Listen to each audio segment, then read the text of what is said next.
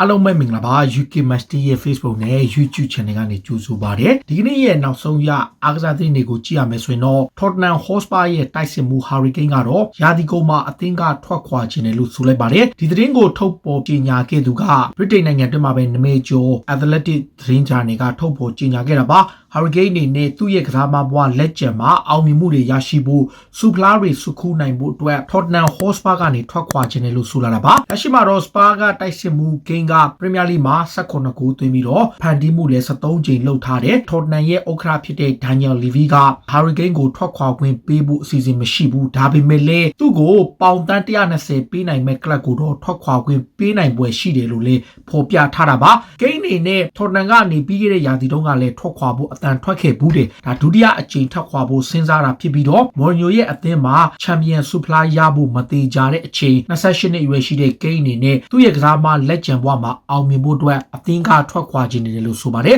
Tottenham ကအခုလိုရလက်ဆိုးနေတဲ့ pressure ဖြစ်နေတဲ့အချိန် Jose Mourinho ကတော့ဟိုတနေ့က Europa League မှာထွက်ခဲ့ရတယ်မြောက်လန်ဒန်မှာရှုံးခဲ့ပြီးတော့မှ Aston Villa ကိုနိုင်ပွဲပြန်ရပေမဲ့သူ့အနေနဲ့ရာသီကုန်မှာနီးပြဖြစ်ဆက်ရှိဖို့မသေးကြပဲဖြစ်နေတယ် Spurs ဘက်က Jose Mourinho ကိုအဓိကတားကတ်ထားတာက Champions League ဝင်ခွင့်ရဖို့ဖြစ်ပြီးတော့လိဖလားရသည့်တိုင်အောင် Champions League ဝင်ခွင့်မရပါကသူ့အနေနဲ့ယာဒုကထုတ်ပယ်ခံရမယ်ဆိုပြီးတော့ Telegraph သတင်းစာကဖော်ပြထားတာပါတခါ Liverpool ရဲ့ Real Madrid နဲ့ Spain လက်ဝဲစဉ်ကွင်းလယ်ကစားမဟောင်း Xabi Alonso ကတော့ German club Mönchengladbach ရဲ့နီးပြအသစ်ဖြစ်လာဖို့ရှိပါတယ် Xabi Alonso အနေနဲ့လက်ရှိမှာနီးပြဘွားစတင်နေသူဖြစ်ပြီးတော့သူ့အနေနဲ့ဒါ Bundesliga ကိုတွားပြီးတော့ Mönchengladbach နီးပြဖြစ်လက်ခံတော့မှာပါ Mönchengladbach ရဲ့နီးပြဖြစ်တဲ့ Marco Rose ကတော့ရာသီကုန်မှာ Borussia Dortmund ကိုပြောင်းရွှေ့မှာဖြစ်လို့သူတို့က Marco Rose ရဲ့နေရာမှာအစားထိုးဖို့အတွက် Xabi Alonso ကိုဆက်သွယ်ကြိုးပမ်းနေတာလည်းဖြစ်ပါတယ် PSG ရဲ့လူငယ်တိုက်စစ်မှု Kylian Mbappe ကပြီးခဲ့တဲ့ရက်က Lyon ကို4ဂိုး2ဂိုးနဲ့နိုင်တဲ့လီဂူးပွဲမှာသွင်းဂိုး100ပြည့်သွားခဲ့ပြီဖြစ်ပါတယ်အသက်22နှစ်ပဲရှိသေးပေမဲ့ပြင်သစ်ကလပ်မှာ PSG အတွက်လိပြိုင်ပွဲမှာသွင်းဂိုး100ပြည့်ခဲ့ပြီးတော့ Kylian Mbappe အနေနဲ့ကလပ်အသင်းအတွက်အရေးပါတဲ့ကစားမတစ်ယောက်ဖြစ်ကြောင်းဆက်ပြီးသက်သေပြလို့အသင်းဘက်ကလည်းသူ့ကိုလောက်ခလာစာတိုးမြင့်ပြီးတော့စာချုပ်တစ်ချုပ်ဆိုဖို့ကြိုးပမ်းနေတယ်လို့ဆိုပါတယ် PSG တဲ့မှာခြေစွမ်းပြနေတဲ့ Everton ကတိုက်စစ်မှု Moise Kean ကိုတော့ Juventus ကပြန်ခေါ်ဖို့လုပ်နေပါတယ် Juventus တွေနဲ့2019-20 ခုကသူတို့ရဲ့ကစားမကို Everton ကိုပေါင်28တန်းနဲ့ရောင်းချခဲ့မှုတာပါလက်ရှိမှာတော့ Paris Saint-Germain မှာခြေစွမ်းပြနေတဲ့သူကို Everton ကနေ Juventus ကပြန်လဲခေါ်ယူနိုင်ဖို့ကြိုးပမ်းနေသလို22နှစ်အရွယ်ရှိတဲ့အီတလီသားဟာသူတို့အသင်းအတွက်အရေးပါတဲ့တိုက်စစ်ပိုင်းကိုဥဆောင်မဲ့သူလို့ဆိုခဲ့တာပါတခါ Juventus ကဒီပြဟောင်းဖြစ်တဲ့ Max Allegri ကတော့သူ့အနေနဲ့ Real Madrid အသင်းကကမ်းလှမ်းမှုကိုညှင်းဆန်ပယ်ချခဲ့ဘူးတယ်လို့ဆိုပါတယ်2018ခုနှစ်တုန်းက Real Madrid အသင်းက Zidane ရဲ့နေရာမှာအစားထိုးမဲ့သူဖြစ်ရှာဖွေနေတဲ့အချိန် Max Allegri ကိုဆက်သွယ်မှုပြုလုပ်ခဲ့တယ်ဒါပေမဲ့ Max Allegri ကJuventus ကနေထွက်ခွာသည့်တိုင်အောင်သူ့အနေနဲ့ Real Madrid ကိုကင်ဖို့အစီအစဉ်မရှိသလိုအဲ့တုန်းကလည်းပေချခဲ့တယ်လို့ဆိုပါတယ် Manchester United ကလည်းသူတို့ရဲ့တိုက်စစ်မှု Anthony Martial အပေါ်သိခံမှုကုံဆုံးသွားပြီလို့ဖော်ပြလာပါတယ် Daily Express ရဲ့အဆိုအရUnited က24နှစ်အရွယ်ရှိတဲ့ပြင်သစ်တိုက်စစ်မှုကိုရာသီကုန်မှာရောင်းချဖို့ထိပြင်ဆင်နေတဲ့ Anthony Martial ဟာဒီနေ့ရာသီတွင်းမှာ United ကအရေးပါတဲ့ဂိုးသွင်းခွင့်တွေအများကြီးရပေမဲ့ဖြုံးတိနေလို့သူ့ရဲ့ခြေစွမ်းပိုင်းတိုးတက်လာမှုမရှိတာကြောင့်သူ့ကိုရောင်းထုတ်ဖို့စဉ်းစားထားပြီးတော့လိုချင်တဲ့ကလပ်တွေကိုတော့ပေါင်50လောက်ရဖို့မျှော်လင့်ထားတယ်လို့ဆိုပါတယ် Milan Kovic ကလက်ရှိ Fiorentina မှာခြေစွမ်းပြနေပေမဲ့ဒီရာသီမှာ Fiorentina အသင်းနဲ့အသင်းရဲ့ရလက်ပိုင်းမကောင်းတာကြောင့်သူ့အနေနဲ့အသင်းပြောင်းဖို့လုပ်နေတယ်တစ်ဖက်မှာ United ကတော့ဒီကစားမကိုခေါ်မယ်ဆိုတဲ့သတင်းတွေကြေဝင်းထွက်လာပေမဲ့ Manchester United နဲ့နှီးစပ်တဲ့အတိုင်းဝိုင်းရဲ့အဆိုအရ United အနေနဲ့ Milan Kovic ကိုခေါ်ဖို့စိတ်ဝင်စားမှုမရှိတော့ဘူးလို့ဆိုပါတယ်အဓိကကသူ့ရဲ့လက်ရှိ City ရဲ့အခြေအနေ Manchester United ရဲ့လိုအပ်ချက်ရဒီထက်ပိုကောင်းတဲ့ခံစားမှုတစ်ယောက်ကိုပဲ target ထားသွားဖို့ရှိတယ်လို့ဆိုတာပါ Manchester United အနေနဲ့ Real ဒီမှာနောက်ခံလူတစ်ယောက်ကိုလည်းခေါ်ဖို့လုပ်နေတဲ့ချိန်ဟိုတနေ့က Lindelof နဲ့ Maguire တို့ကြားမှာနားလည်မှုအချင်းချင်းလွဲခံစားပိုင်းအားနည်းမှုနဲ့ Leicester ကိုရှုံးခဲ့တဲ့နောက် Solskjaer ကိုယ်တိုင်ကကလပ်အသင်းကိုခံစားမှုတစ်ယောက်ခေါ်ပေးဖို့တောင်းဆိုထားတယ်လက်ရှိမှာတော့ဘိုးနောက်ခံလူတွေက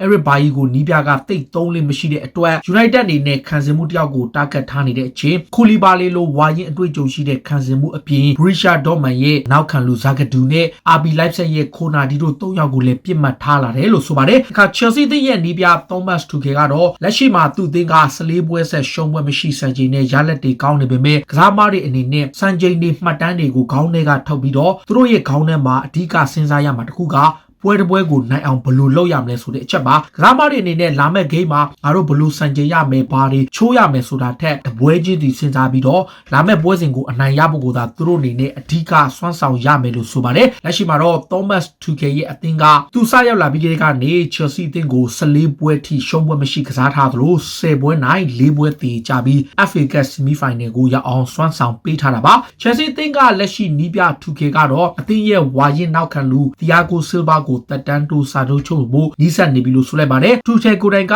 Thiago Silva ကို PSG မှာရှိစဉ်ကလေးက Chelsea ကိုမပြောင်းရင်အသင်းမှာထွက်ခွာခွင့်မပေးခြင်းပဲဆက်နေဖို့တောင်းဆိုခဲ့ပေမဲ့လေ Chelsea ကိုရောက်လာတဲ့အခု Chelsea နီးပြဖြစ်တဲ့အချိန်မှာလေ Thomas Tuchel အနေနဲ့ Thiago Silva ကိုနောက်ထပ်တရားစီထပ်တိုးဖို့အသင်းကိုတောင်းဆိုထားသလိုကစားသမားကိုယ်တိုင်ကလည်းလက်ခံဖို့ရှိတယ်လို့ဆိုပါတယ် Chelsea အသင်းရဲ့ပိုင်ရှင် Roman Abramovich ကတော့သူ့လက်ထက်ကင်တွယ်ခဲ့တဲ့အသင်းတက်တန်းတစ်လျှောက်မှာနီးပြတွေကိုလွယ်လူစွာထုတ်ပယ်ခဲ့သလိုအသင်းကိုတိဆောက်ခဲ့ပေမဲ့အောင်မြင်မှုတွေနဲ့ရှိရင်သူ့ဘက်ကကျဉ်းနှံ့မှုများစွာရှိတယ်လို့ဆိုပါတယ်နီးပြတယောက်ကို2နှစ်ထပ်ပိုမပေးလို့ရှိတဲ့ Abramovich ရဲ့အစဉ်လာရ Chelsea နီးပြဖြစ်သူတိုင်းကမကြာမီချိန်တွင်မှာပဲထုတ်ပယ်ခံရပွဲရှိတယ်ဆိုတဲ့ခြေနေကိုသူ့အနေနဲ့စိတ်ပြတ်မှုမရှိကြောင်းနဲ့သူတို့အသင်းရဲ့အောင်မြင်မှုရဖို့အတွက်သူဟာဘာမဆိုလုပ်သွားဖို့ရှိလို့လက်ရှိသူလုပ်နေတဲ့လမ်းကြောင်းဟာလည်း Chelsea အသင်းရဲ့အောင်မြင်မှုရဖို့အတွက်မှန်ကန်တဲ့လမ်းကြောင်းဖြစ်တယ်ဆိုပြီးတော့အင်တာဗျူးတစ်ခုမှာဖြေကြားခဲ့တာလည်းဖြစ်ပါတယ်လက်စတာရဲ့နီးပြ Brendan Rodgers ကတော့ဒီနေ့ရာသီ FA Cup ပြိုင်ပွဲဟာကျွန်တော်တို့အတွက်တကယ်ကိုအရေးပါတဲ့ပြိုင်ပွဲတစ်ခုဖြစ်လာမယ်လို့ဆိုလိုက်ပါတယ် Brendan Rodgers အသင်းက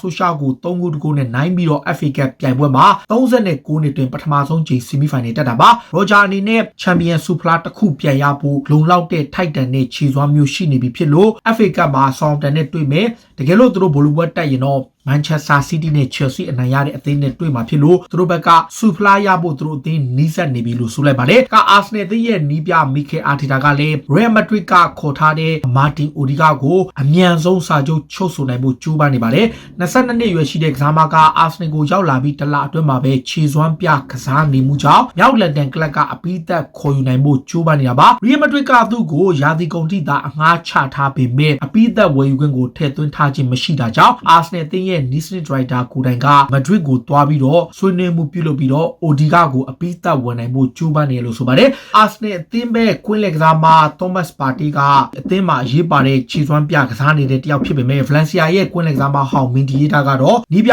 Mikel Arteta နဲ့ Thomas Partey ကိုပွဲတိုင်းသုံးဖို့မသင့်တော်ဘူးလို့ဆိုလိုက်ပါတယ်လက်ရှိမှာ2ရက်ခြားနီးပါးပွဲတွေကစားနေရတဲ့အချိန်ကစားမတွေရဲ့ကြန့်ခိုင်မှုအခြေအနေအရ Thomas Partey ဟာအရေးပါတဲ့ကစားမဖြစ်ပေမဲ့သူ့ကိုအနားပေးဖို့လိုအပ်ကြောင်းနဲ့ကလပ်သင်းဘက်ကသူ့ကိုတတ်နိုင်တဲ့များအလှည့်ချပုံစံနဲ့ဒါမှသာလျှင်သူ့ရဲ့အကောင်းဆုံးပုံစံကိုတွေ့ရလိမ့်မယ်လို့ဆိုလိုက်ပါတယ်ဝက်ဆန်အသင်းကတော့ဟိုတနေ့ကအာဆင်နယ်အသင်းကို3ဂိုးပြတ်နိုင်ပြီးမှ3ဂိုးစီတီချသွားတယ်အဲ့ပွဲမှာသူတို့ရဲ့နောက်ခံလူ Craig Dawson အုံဂိုသွင်းခဲ့တယ်ဒီအုံဂိုဟာ Dawson အတွက် Premier League 2ပွဲဆက်အုံဂိုသွင်းခဲ့တယ်ဝက်ဆန်အသင်းအတွက်တော့ Premier League မှာပဲအုံဂိုအများဆုံးသွင်းတဲ့အသင်းဖြစ်မှတ်တမ်းဝင်လာတယ်ဒါကတော့ဒီနေ့ရာသီ Premier League မှာ9ဂိုးကိုပြန်သွင်းတာ6ဂိုးမြောက်သွင်းနိုင်ခဲ့တာပါဝက်ဆန်အနေနဲ့အဲ့ဒီပွဲမှာလေဂိုးတိုင်ထိခဲ့တဲ့အခွင့်အရေးတွေရှိခဲ့သည်ဂိုးပါရန်ထိခဲ့တာလည်းရှိခဲ့ပြီးတော့ဒါဟာ Premier League မှာပဲ Arsenal အသင်းက16ချိန်ပြီးရင် West Ham က19ချိန်နဲ့တိုင်ထိတာအများဆုံးထိတဲ့အသင်းဖြစ်မှတ်တမ်းရှိခဲ့တာပါ Bayern Munich အသင်းရဲ့အမှုဆောင်ချုပ်ဖြစ်တဲ့ Rummenigge ကတော့ Bayern Munich အသင်းရဲ့နီးပြကိုယ်တိုင်လက်လက်လျက်ရှိတဲ့ Germany လက်ဝဲစဉ်နီးပြယာတို့ကိုကင်တွယ်ပွဲရှိတယ်ဆိုတဲ့သတင်းတွေကိုပယ်ချလို့ Bayern ကလည်း Hansi Flick ကိုအစားထိုးသွားမှာမဟုတ်သလို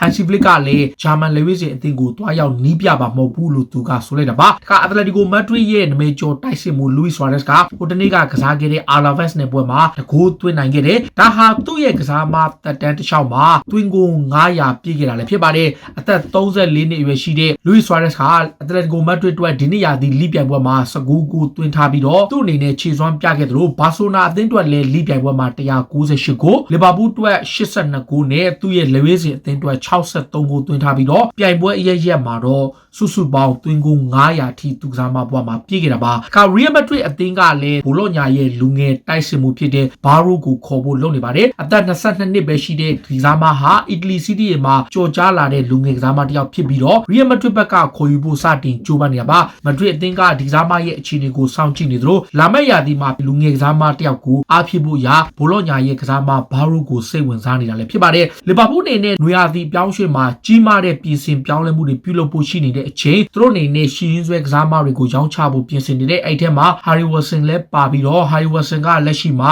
အငှားသွားကစားနေတာဖြစ်ပြီးသူ့ကိုအပိသက်ရောင်းချဖို့အပြင်နောက်ထပ်ကစားမ9ယောက်လောက်ထိကိုလူရဒီမှာရောင်းချဖို့စဉ်းစားထားပြီးသားဖြစ်တယ်လို့ဆိုပါတယ်လီဗာပူးရဲ့ကန်ဝင်နီးပြဟောင်းတယောက်ဖြစ်တဲ့ Rafi Benitez ပေါ် Benitez လက်ထက်မှာလီဗာပူးကချန်ပီယံလိနဲ့ FA Cup ဖလားရခဲ့သူဖြစ်ပြီးတော့အောင်မြင်တဲ့နီးပြတယောက်ဖြစ်တဲ့အချိန်သူကတော့ယာဂန်ကလော့ရဲ့အသင်းဟာချန်ပီယံလိဖလားကိုထပ်ပြီးရယူလိမ့်မယ်လို့သူကဆိုလိုက်ပါတယ်ကလော့အနေနဲ့ချန်ပီယံလိမှာ Real Madrid နဲ့တွေ့တာတော့မှန်တယ်လီဗာပူးအနေနဲ့ပိုတောင်တင်းတဲ့အသင်းဖြစ်လို့ချန်ပီယံလိဖလားမှာထပ်ပြီးဘိုးဆွဲနိုင်ခြေရှိတယ်လို့ဆိုတာပါ Manchester City အသင်းရဲ့နီးပြဖောက်ကွာဒီယိုလာကကလပ်အသင်းရဲ့အသင်းကောင်းဆောင် Fernandinho ကိုတက်တန်းတိုးမဲ့ကိစ္စကိုတော့အချိန်တိုင်းတာတစ်ခုထိစောင့်ထားတယ်လို့ဆိုပါတယ်ရာသီကုန်မှာစာချုပ်တက်တန်းကုန်ဆုံးတော့မဲ့35နှစ်အရွယ်ရှိတဲ့ Fernandinho ဟာဒီနေ့ရာသီမှာစုစုပေါင်း26ပွဲထိကစားခဲ့ရသလိုခြေစွမ်းပြတာကြောင့်သူ့ကိုတက်တန်းတိုးဖို့ကြိုးပမ်းမှာဖြစ်ပေမဲ့မကြာမီချိန်တွေမှာတော့တိုးမှာဖြစ်ပြီးအချိန်တိုင်းတာတစ်ခုထိစောင့်ဖို့လိုအပ်တယ်လို့ဆိုတာပါ City အနေနဲ့လက်ရှိမှာ Champions League မှာ Borussia Dortmund နဲ့တွေ့ရမယ် Dortmund နဲ့တွေ့တဲ့အခါမှာသူတို့ရဲ့တိုက်စစ်မှုဟာလန်ကိုစိုးရိမ်မိတယ်လို့ဖတ်ကွာဒီယိုလာကဆိုထားပါတယ်ဟာလန်ရဲ့ဂိုးသွင်းစွမ်းရည်ဟာလန်ရဲ့အခြေအနေက Manchester City အတွက်တကယ့်ကိုခက်ခဲနိုင်တဲ့ပြိုင်ပွဲမျိုးဖြစ်တယ်လို့ဆိုခဲ့သလို